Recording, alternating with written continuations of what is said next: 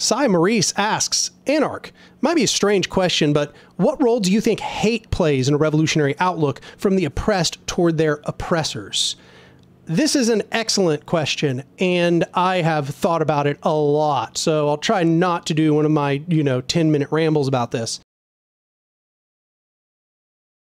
But I think hate is an extremely natural thing to feel against your oppressors. However, I have found that it is not a very lasting fuel. It's a very powerful fuel for the period of time that you can combust it into energy, but hate doesn't really sustain people long term, in my experience. What happens is that you feel hate because you feel outraged, you feel that there has been an injustice against you.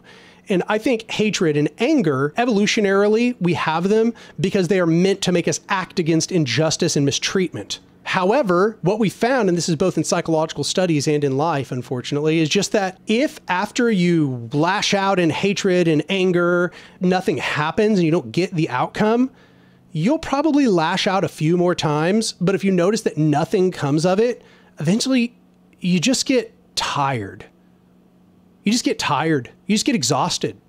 And because you function solely on hatred, because you function solely on anger, because that was the fuel that got you there, once it runs out, often there's just nothing left to drive you because you made an entire ideology around hatred. You made an entire mental scaffolding that rotated around hatred and anger. You drove yourself over and over and over to do dangerous and transformative things, quite possibly, through your hatred. And I think that that cannot last. For me, obviously, I have not experienced the most intense intersection of oppressions one could experience, but my early radicalism was definitely filled with hatred for the upper class, for the capitalists, and anger, resentment at what they had done to our society. And it drove me very powerfully forward. It made me very, very motivated to do direct action and get involved in organizing and planning protests and so on, and trying to encourage militancy to some degree. And it eventually kind of ran out. It's not that any of the underlying reasons that I hated them had changed. All of the reasons were still present. I just started to run out of energy. The hate was now draining me. It was like, I didn't feel that it was making me powerful. I felt that it was using my energy. Now the hate was like a burden. I know this sounds all like really hippy-dippy, or maybe I don't know, like Buddhist or something, but it's true. It's true. Eventually, like the Buddha says, hatred is a coal and you hold it in your palm, hoping that it will burn the person that you hate. I think I'm paraphrasing that correctly. All it does is burn you, ultimately. It might be very motivating for a period of time, but once that motivation goes away, you are now burdened with it. It's no longer empowering. It's no longer exhilarating. It's exhausting. And that's why what I try to do is I don't tell people, your hatred is invalid or, stop feeling hatred or anger. That's silly. It's as if I could convince someone out of that. That's just absurd. But what I will say is we have the responsibility as a movement of trying to give people a motivation that never dies, that you don't run out of it as a fuel. It's an infinite fuel. For me, I believe that's hope. I think hope is an infinite fuel. It never goes away. You can start to feel hopeless. You can get to a low point, but insofar as you maintain hope, you will be driven until your last day because hope is predicated on the possibility of things being different, not just on the desire to tear down the structure, but instead your belief that there could be a different structure. That will drive you forever, for the rest of your life. And I think that it also requires for you to start to feel hope in place of anger or hatred as a driving force. You have to actually start to develop a systemic understanding.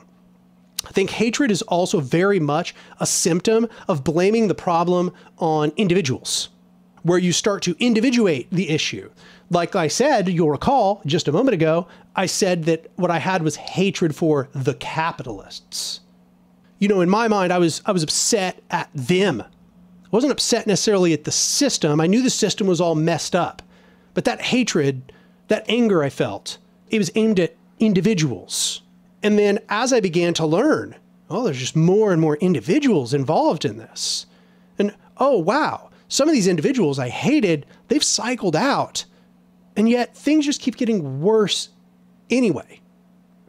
When people start to feel that way, if they don't have a systemic understanding and they're not maybe committed to this radical vision, they're not committed to transformation, they're not committed to understanding how the system functions, they might start to give up.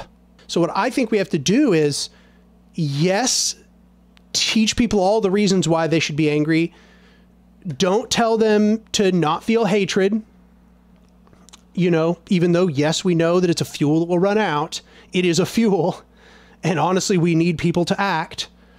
But what we need to be doing the whole time is teaching them a systemic view. We need to be helping them understand how it's not the individuals, it's the system. It is the relations between all of the pieces. It's the norms, it's the laws, it's the social constructs. Those things out-survive individuals. Individuals merely act within the bounds of those things. And if you were to take all these individuals out of the system and you were to just replace them with a fresh set of individuals, if the same social structures, all of that were still in place, it would all reproduce itself. And it would produce maybe a kind of a uniquely different hierarchical system, but another hierarchical system, because systems perpetuate themselves. So that is the alternative to hatred as a fuel. Because once you start to understand the systemics, then you can start becoming strategic. Then you can start thinking about battlegrounds and resources, infrastructure, right?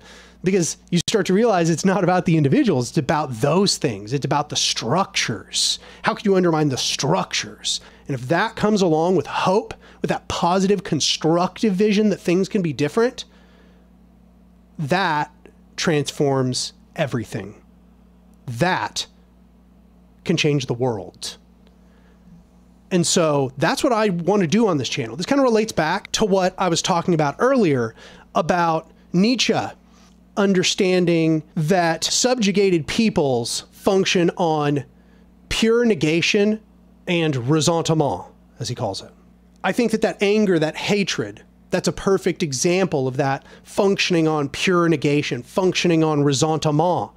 And so what I'm trying to do is I'm trying to get people to have a political and strategic vision that is based in affirmation, that says, no, I want to construct power. I don't only want to tear down power. I want to construct power. I want people to become powerful. I want to see us create the things that will improve our lives, and for those things to grow and grow and grow until one day, indeed, they tear down the machine.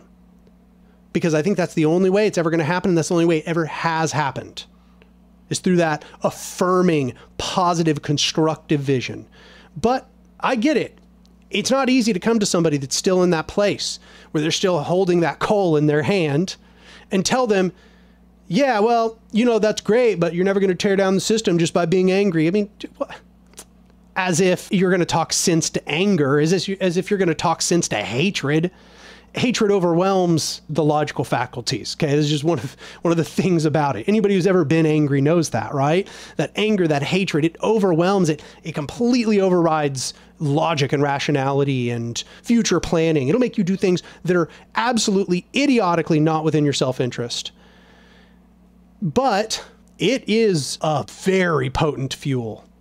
And so I tried to balance this advocating for this constructive vision, this vision of affirmation, as Nietzsche might say, while trying not to spend too much time going in on those people who are still burning that fuel, who are still burning that hatred fuel, right?